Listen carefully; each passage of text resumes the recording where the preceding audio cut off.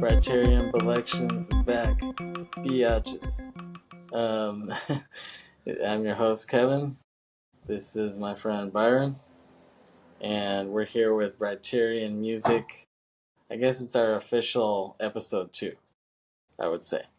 First episode, I talked with Frank, and we talked about how we met.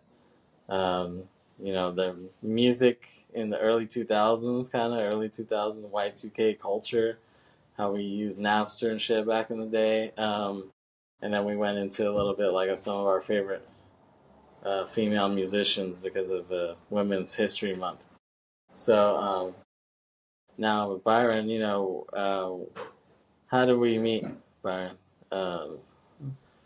We met at Target, right? Yeah. Yeah. I was in the toy department. He was in electronics. And being that those departments were super close, we would actually have to work with each other because remember, you would have to sometimes come over to toys, help me with some of the merchandise, putting it back, or vice versa. If I got done with toys, I would go over and just from there, just talking about different things. We just kind of... Yeah. And mainly music and basketball, right? I would say those were the main two things that kind of stood out.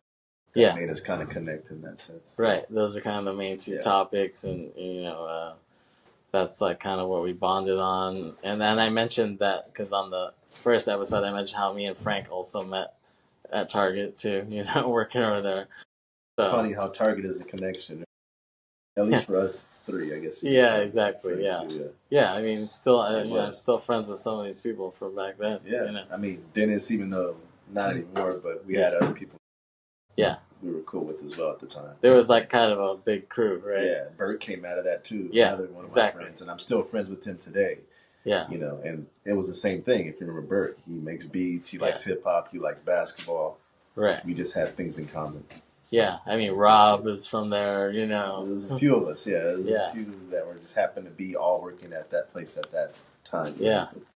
Maybe I could get some more of these Target guys on the Briterion piece. Make like a Target episode. Target reunion. Let's do it. That would be funny.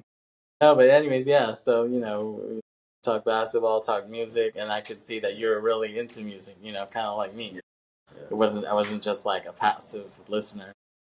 I was really into it, really into hip hop and old school hip hop and old school R&B, 80s, 90s shit. That was our shit, and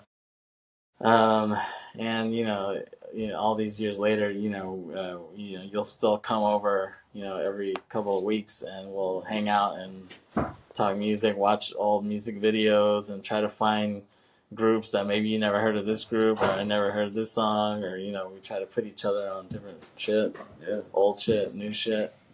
So a shared passion that we have is old school R&B, right? 90s R&B. And so I think just in the spirit of the Women's History Month, I was thinking let's talk about some of our favorite R&B singers and songs from back in the days. We both like Monica a lot, right? Yeah, the hip hop R&B that she brought was it was hitting at the time. I mean, that's the hardest beat. Don't take it personal. Just one of them days. Yeah. Ding, ding, ding, ding, ding, ding. And just the raw ass beat. This sounds like a Method Man beat. You know what I mean? Right. The drums really hit, and it was just essentially a hip hop beat with R&B vocals. Yeah, basically. That's what we were saying it was. Yeah. But I'm kind of surprised no one else has tried to spit over that. You know what I'm saying? Why hasn't anyone taken that beat and be like, let me just spit on this? I think enough time has passed. Not saying we're gonna do it, but someone should eventually. Just why not? It's been 30 years, 31 years. I think it came out in 95, so 30 years. Why not at this point? Yeah. So I mean, if you haven't heard Monica, Don't Take It Personal, just one of them days, you need to hear that shit. That beat is hard. She sings great. I think that's really her first song, right? Her first single. I think it was her lead single. Yeah, if I'm not mistaken. And she hit it out the park with that shit. I love this song. It got people's attention, and from that point, she just never looked back. She was The Boy's Mine after that. Kind of was a star. She was battling Brandy, which we both like as well. Yeah, we can get to that. Yeah. Big Brandy fans. Yeah. Moesha, you know? Yeah, I think Brandy had a better overall career because her career went outside of actually. I think she did Cinderella, she did Yeah. Moesha, so she did some stuff outside of music. And Yeah. Monica, to my understanding, didn't do too much outside of music. Right. Exactly. Yeah. I mean, Like, I know she got married to a basketball player and had kids, but Brandy was doing some movies and had a show, so right. Exactly. she Yeah. kind of got more spotlight. So to Yeah, speak. in a way. Yeah. And it's like they kind of had a rivalry, so that's why they ended up doing Boy's Mind together with your boy Mekhi Phifer in the video.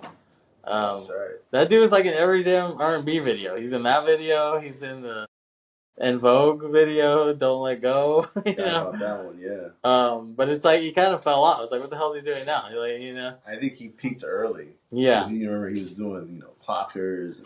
Yeah. He did like I Still Know What You Did last Yeah, summer. with Brandy. Yeah. And then one of his final movies that I remember seeing him in, well, he did Dawn of the Dead, but before that he did 8 Mile.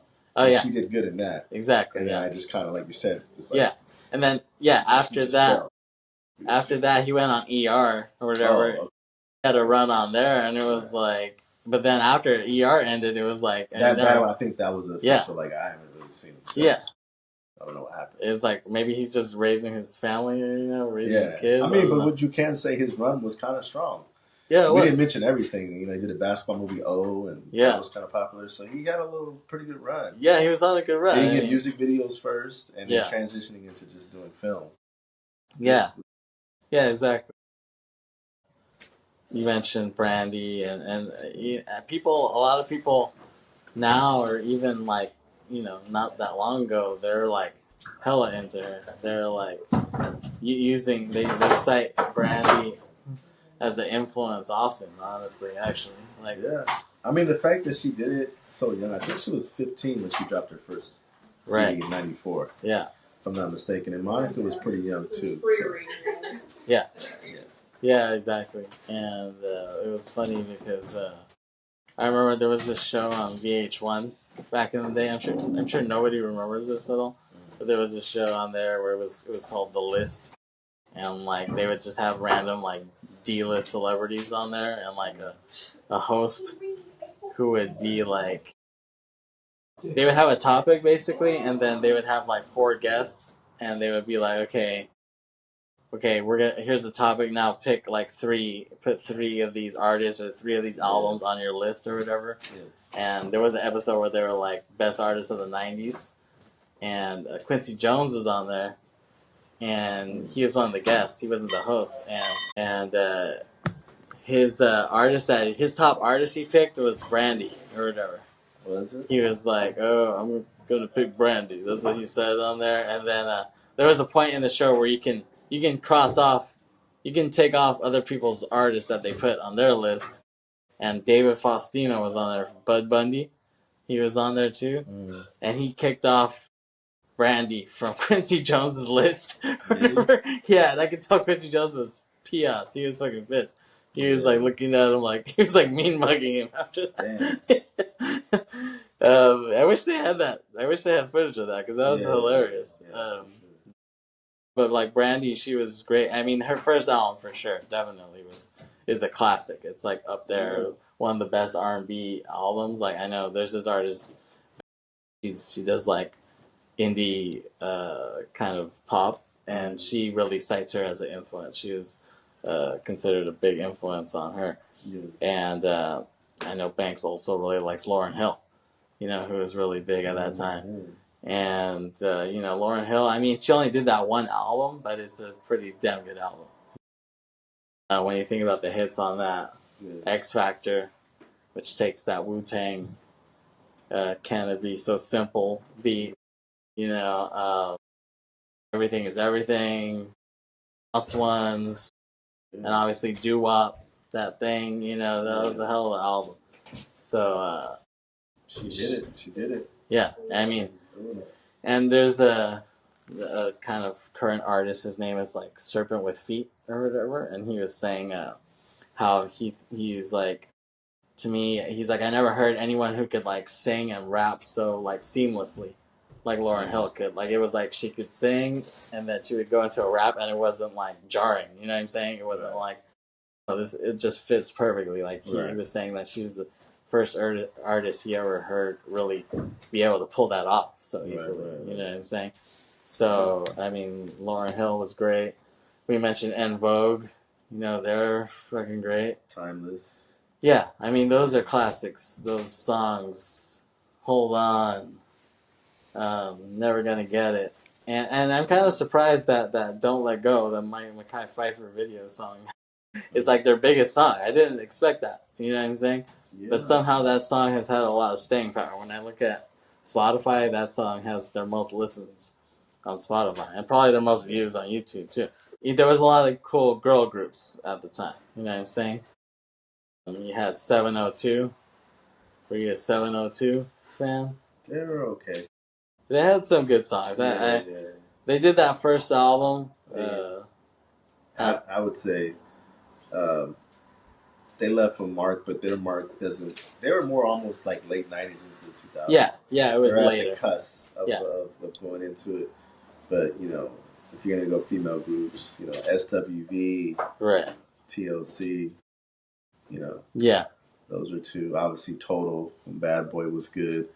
Escape, yeah, you know, those groups were all emerging at the time. Yeah. And I'm pretty sure I'm forgetting a few others, but you had a lot of solo acts too that were just, you know, Deborah Cox was late '90s. Yeah. Faith Evans, you know, Right. Toni Braxton. Yeah, for sure. It's a long list. I can keep naming. Now, Toni Braxton had a good run too, because when she first came out, it was almost like a little Sade-ish, but like a tad bit more R&B, you know. But like kind of when you listen to her musically, it was kind of Sade-ish. It was like kind of jazzy pop, same you know? kind of vibe. Yeah, but when she did that second album with "You're Making Me High," you know, it had more R&B. I think that was like Babyface, you know, production. So it was like had a more R&B-ish type of feel. Even though she had her biggest song, which is just like a straight ballad, which is that "Unbreak My Heart." Right.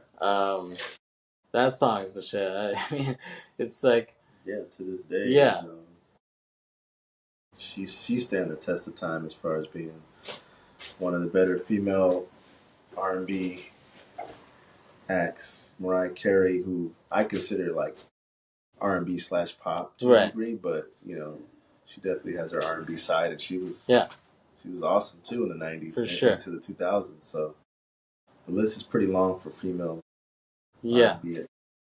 Yeah, I mean, Mariah was hella consistent in the 90s. You know, look at her first album, which was pretty big, with like Emotion and shit like that. My favorite probably is the ODB joint, obviously. Yeah, exactly. That was great. So a few years later, Fantasy with ODB on it. I was like 94, 95. Right. And then, I mean, also on that album, I really liked Always Be My Baby. I mean, that song's the shit. You know what I'm saying? Good song. You put that on, and people, you know, from our age range, they can all sing that karaoke. Like, they all know all the fucking lyrics. It'll come back to them. Yeah. And just that, when you think about the musicality of it, like the fact that it's with a guitar, you know, like an acoustic guitar, like, you didn't really hear a lot of R&B like that, but it still felt like an R&B song. You know what I'm saying? Right. You know, I kind of didn't realize how different it sounded until I looked back. You know what I'm saying? Yeah. And then 97, whatever, the Honey album, you know what I'm saying? That was big, you know, and I really like this track My All on there, you know, that's like the ballad from there, but I really like that song. And I mentioned 702, and like you were saying, like Escape, like there was a lot of like one-hit wonder-ish type of groups, maybe, you know, 2-hit, 3-hit wonder groups, like groups that didn't like have a lot of longevity, but you know, they still had some pretty good songs at the time. Like someone else is like Adina Howard, you know, Freak Like Me. That song is a classic, you know. Well, that's pretty much all she had. Yeah, that's all she had, but that's a great song. Because she still has a classic. Yeah. In some people's eyes. Yeah, I mean that was the shit. Another obscure group I liked at that time is called Allure. So they were a group. I remember they did a track called Head Over Heels, which has the sample of The Bridge from MC Shan. And so if you check Spotify or check YouTube, so Allure featuring Nas, Head Over Heels, I love that track. Check that shit out. I also really liked their song. They did a cover of All Cried Out. At least, but But Allure, they were good. Yeah, check them out if you never heard of them. I like that track. Black was another girl group back then. That was Left Eye's group. Right. Yeah, she kind of founded them a little bit, right? Yeah, I like that group. I like 808. That track is dope. And Bring It All to Me. And when I heard that song, there's a guy singing, and I was like, I just thought it was some random dude. And then all of a sudden, somebody told me that it was JC Chasez singing that part. And I'm like, what the hell? JC Chasez singing that part? Yeah. Because he's saying, like, my Timbs, my baggy jeans, my thug appeal. Like, what the hell? Like, that doesn't sound like JC Chasez or whatever. But then, when I actually listened to it again, I was like, that is fucking JC Chasez. What the hell? Yeah, I wasn't expecting that at all. Yeah. Someone else, who really shined during that time was Aaliyah, Yeah, I was getting ready to bring her up. Yeah. What are some of your favorite Aaliyah songs? If Your Girl Only Knew. I mean, one in a million. She has a lot. Yeah. It's hard to pick one, but I feel like when she started working with Timbaland and Missy, that's when her sound really like coalesced, because she did that first album with and that had some good songs. But I think her career took off. Yeah, when she got with Timbaland. Yeah, exactly. Like that style kind of fit her style. Yeah, for sure. His style of beats, I should say, fit her style. Yeah, singing. Yeah, and it was a good thing she took a chance on them, because when she did, they weren't known at the time. You know what I'm saying? Right. So it's kind of a risk or a gamble, so to speak. Exactly. To be like, I'm going to try this. Yeah, it worked out. Man. Exactly. Everybody knows her for her that type of sound. Yeah. Romeo Must Die. First you don't succeed. Push yourself off and try again. That was another good one. Yeah. She was like a real muse for him. When she passed, you can even see interviews of this. There was an interview where he was on the Meredith Vieira show. He was saying how her passing really kind of put him into a depression. He was like, it was just prayer that got me through that. And then Meredith Vieira was like, oh, so how'd you get through that? And he was just like, prayer. Like, He's just like, that was his answer. He had to reiterate that. It was almost like she was, family. Yeah. For sure. Not directly related, but you can get that close to an artist where it's like, I look at you like a sister or someone in my family. So yeah, for sure. You're gonna take it like a family member you're losing. So yeah, exactly. I can't blame him for feeling sad about that. Someone else I really liked from that time was Amel Larue, who started off in the group Groove Theory. Yeah, and so that song's a shit. That tell me if you want me to, with that Mary Jane Girls bass line. Groove Theory, Tell Me, that track is dope. If you never heard that, check that out. Someone else who was really big at that time, and it's almost like, do you consider R&B or pop or both? Is Janet. You know what I'm saying? Because she was a blend, I think. Yeah, kind of similar to Mariah. Like she's able to do both. I think that's because she got so big. It's just popular music. Yeah, that's exactly. what pop stands for. So you're just doing R&B, but it becomes popular music. Yeah, exactly. She was too big, Yeah. And she had started in the 80s. Right. People don't know, so it just... Yeah. She was big by the time 1993 when she did the self-entitled album. Right. She was pretty big, and she was doing movies, Poetic Justice. She was pretty big. Yeah, exactly. Some of my favorite tracks from her at that time. I mean, I really like Escapade. I really like That's the Way Love Goes. If I Was Your Girl. Those tracks. Yeah. I mean, and then on that Velvet Rope album, I feel like that was like even more R&B when you think about it, because like I feel like the previous stuff was kind of more poppy, like straight pop in a way. But by the time she did that Velvet Rope album, she's working with Q-Tip on that, Jay Dilla, Blackstreet, she was branching out a little bit. Yeah, I mean, Go Deep. That song is Timberland remixed it, I think, or maybe he did the original. Yeah, yeah, exactly. And a track I really love on that is "I Get So Lonely." I love that song. Yeah. She was really bearing it on that song. Yeah, and in the video she was bearing it even more so. Yeah, yeah, she didn't hold back. Yeah, she did it. You should peep that video if you haven't. It was kind of like a Justin Timberlake before Justin Timberlake. Yeah, exactly. She was really revealing, if you get what we're saying. Yeah, she's trying to show it off. Yeah, even before the Super Bowl. Even before the Super Bowl. Yeah, I love that track. I feel like people should cover that song more.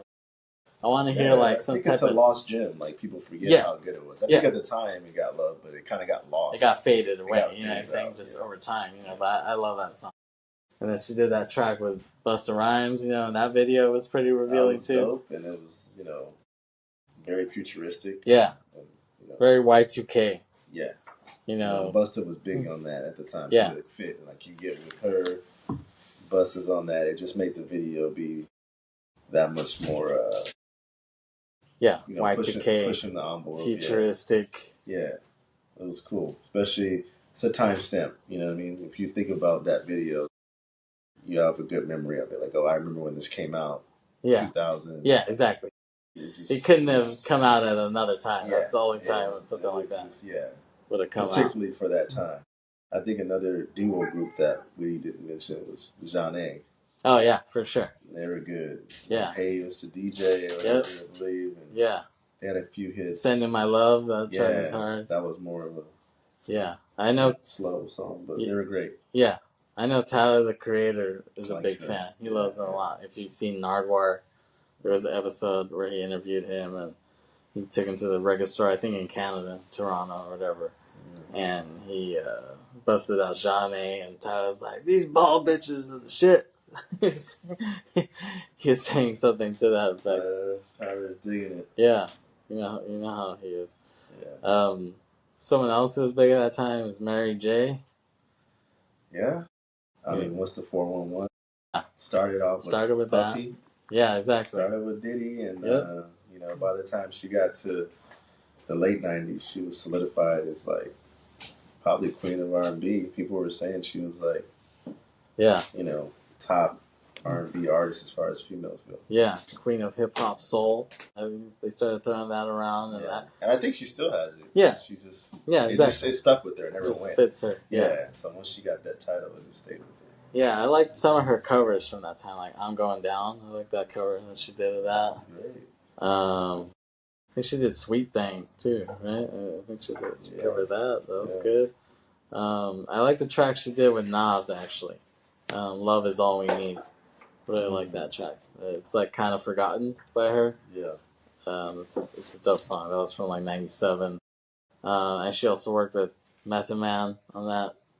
You're All I Need. Yeah, that was a good song. There's a little bit of controversy with our next girl I'm going to bring up.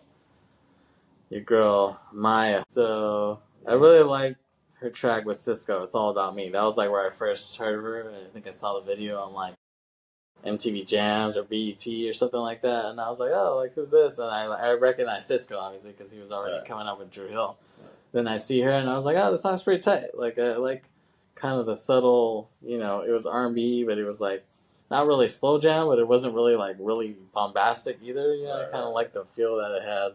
Right. And then she slowly got bigger from there. She did Case of the X like a few years later.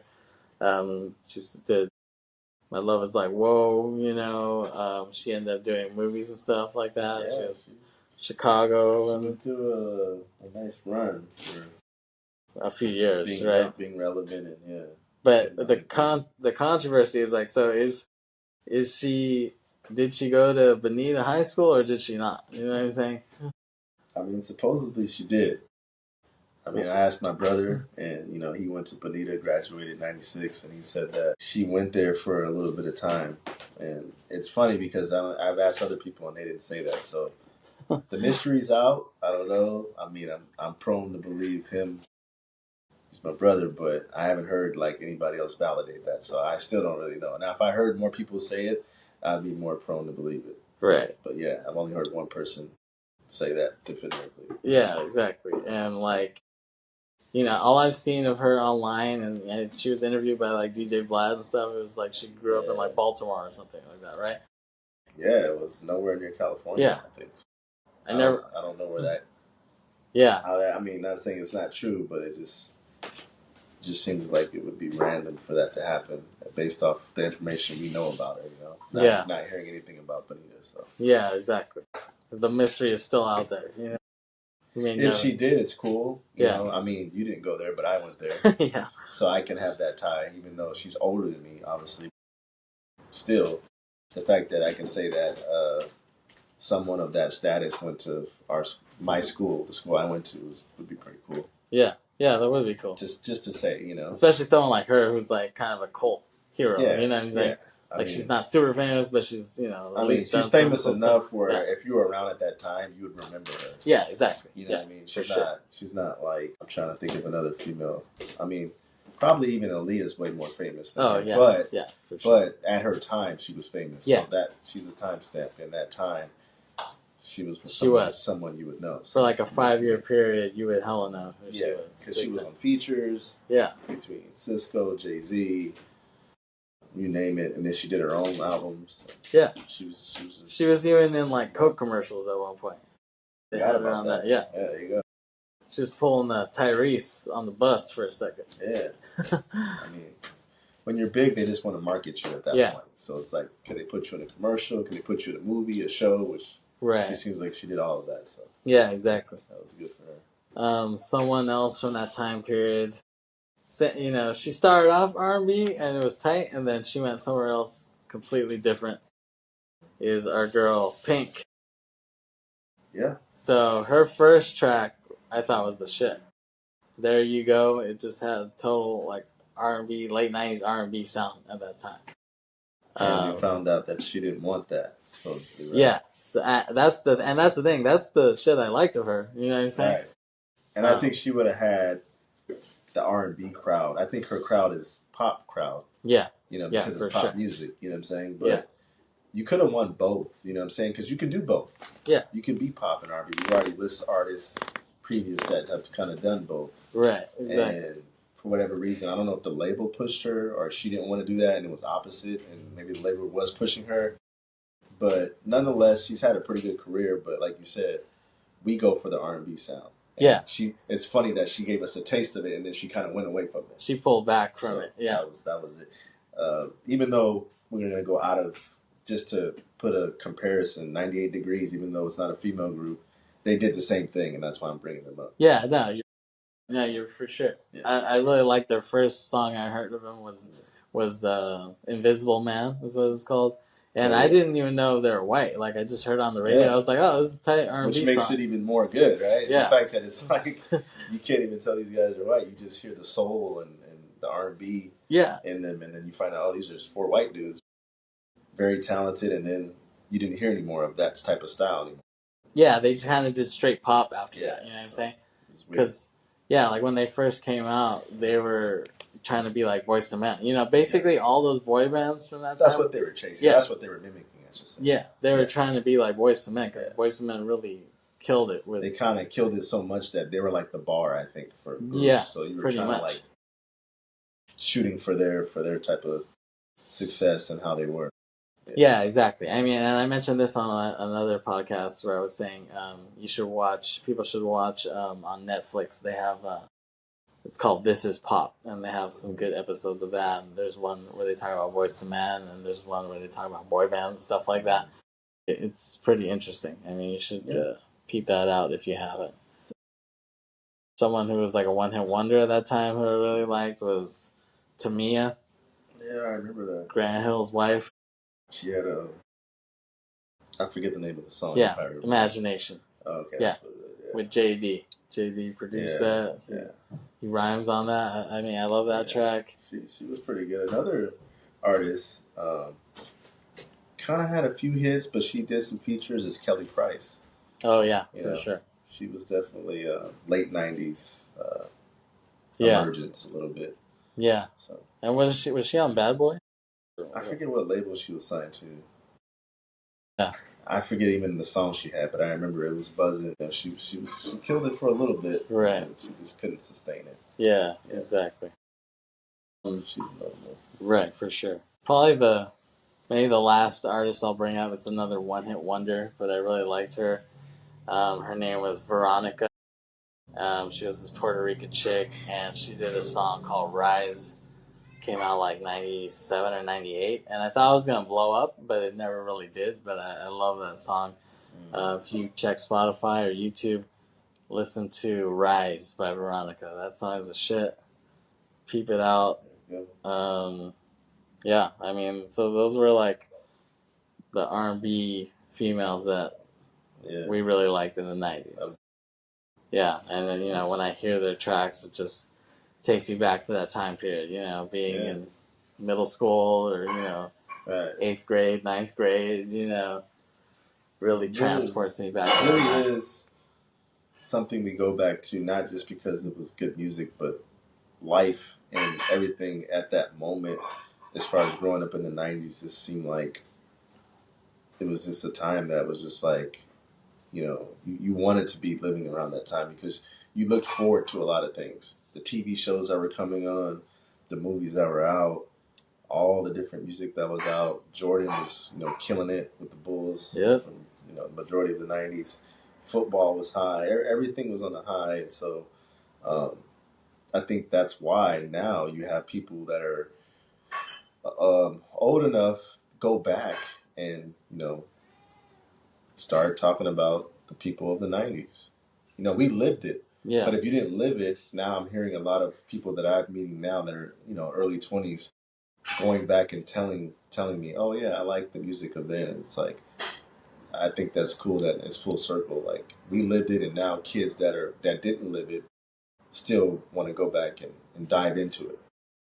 Yeah, and that's something I was telling Frank last time. I told him, I was like, oh, I hear there's young kids, who weren't even born at that time. They're trying to listen to that shit that that we grew up with. I think every generation should always listen to previous generations.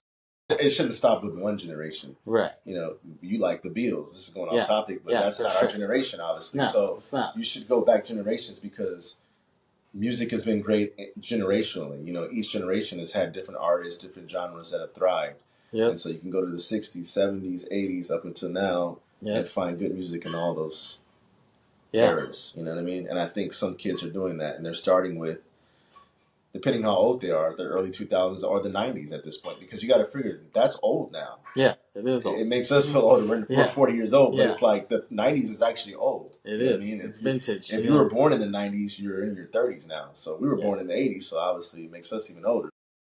It's old enough now where you can kind of go back and revisit it. Even the early 2000s is starting to get old because we're in 2025. Yeah, exactly. So it's that time. That's what my brother was saying, where people might even start sampling early 2000s, 90s because it's been enough time. Yeah. Where you kind of want to dig more into that and be like, oh, let me start sampling these records and listening. Yeah, for sure. Styles, so. Yeah, and and it takes me back to when we met, like at Target. I'm saying that 2000s. Yeah, that was a pretty good time. Still, that was the emergence of artists like Drake and Wiz Khalifa. I think Kendrick was just around 2010, 2009, whenever we met. Around that time, that's when those artists were just starting their careers, more or less. Maybe they'd been out a little bit before that. Right. They started coming on the scene. Now you look at people like Drake, and he's a household name. Even though Kendrick did not like us, he's still a household name regardless. Yeah, for sure. Yeah, like when I started working at Target, I remember, the big artists was like Rihanna. She came out like in 04, 05 with SOS and Pulling the Replay, whatever. But then she got bigger.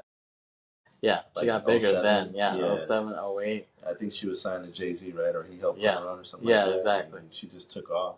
Yeah, so she was hella popping at that time. I mean, Nelly Furtado was still pretty big at that time. With that second album, which was so different from the first album that I really liked. I was used to her singing that I like a bird, I fly away, and then all of a sudden that time frame was cool because You know, I used to go clubbing a lot and go to bars and clubs and dance, and that time frame is what that time frame was. You know, even Nelly Furtado's song, they played it in bars and clubs. Promiscuous, you know. Yep. You had the Young Jocks and T-Pains and Lil Jon. All they were making was dance music, club music. You know what I mean? Yeah. And so whether it was females or, you know, males, whether you were kind of pop like her or you were rap, it just seemed like that was the era, that early 2000s, early mid 2000s was like, to me, like the club song era for a minute. Yeah. And, yeah. That's what made that era cool because I was doing that at the time. So it kind of fit my lifestyle. Yeah. You know, for sure. Yeah. But aren't you glad that we got to live through that and experience all that? Yeah. 90s, 2000s. Because it's nothing like experiencing something. Yeah. The impact it will have on you is greater, right? You know, we lived through Tupac and Biggie. You know, kids can like them, but they didn't live through it, so they won't feel what we felt. You know what I'm saying? We saw their deaths in real time. You know what I'm saying? Yeah. We saw them blow up in real time. Right. You know what I'm saying? Right. So the impact is going to be stronger. Yeah, for sure. So I'm glad that, you know, I was able to live to see them, Wu-Tang and everybody else, and R&B and just everybody. You know, the sports figures, the music figures, they all were thriving and we were able to see it in real time. Yeah. That's great. Yeah. All right, Byron. Thanks for joining me on this Briterion music episode. Yeah. It was fun again, and stay tuned for more. Yeah. We'll see you next time. Thanks for listening. Bye.